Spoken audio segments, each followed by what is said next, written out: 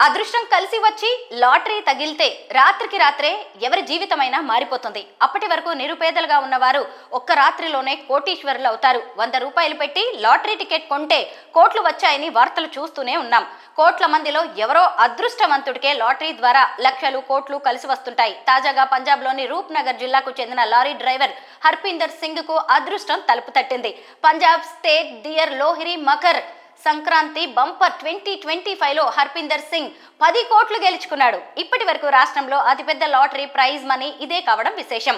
Harpinder Singh Kuwait లో truck driver గా పనిచేస్తున్నాడు. పంజాబ్ లోని రోపర్ జిల్లా బద్వా గ్రామానికి చెందిన అతడు ఇటీవల సంక్రాంతి సెలవులపై స్వగ్రామానికి తిరిగి వచ్చాడు. హర్పీందర్ కు అప్పుడప్పుడు లాటరీస్ కొనే అలవాటు ఉంది.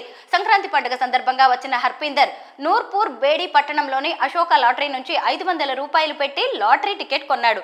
అదే అతన్ని విజేతగా నిలపడంతో పాటు రాత్రికి రాత్రే కోటీశ్వరుణ్ణి చేసింది. గత 15 ఏళ్లుగా లాటరీ టికెట్స్ కొంటున్నప్పటికీ ఈ స్థాయిలో ఎప్పుడూ డబ్బులు రాలేదు. ఈ లాటరీ గెలుపుతో అతని కుటుంబంలో ఆనందం వెల్లివిరిసింది. ఈ సందర్భంగా హర్పీందర్ సింగ్ మాట్లాడుతూ, తాను గత 15 ఏళ్లుగా లాటరీ కొంటున్నాను.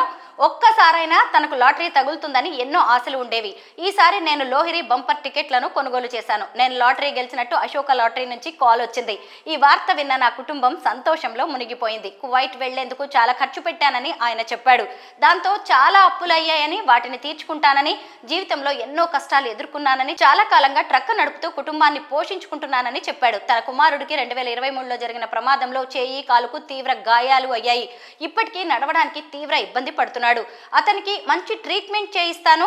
నేను గెలిచిన భారీ మొత్తంలో కొంత భాగాన్ని పేదలకు సహాయం చేస్తానని చెప్పుకొచ్చాడు. ఇదిలా ఉంటే ఈ లాటరీ చరిత్రలోనే ఇంత భారీగా డబ్బులు గెలుచుకోవడం ఇదే తొలిసారి అని లాటరీ నిర్వాహకులు వెల్లడించారు. మరి ఈ అదృష్టవంతుడిపై మీ అభిప్రాయాలను కామెంట్స్ రూపంలో మాకు తెలియజేయండి.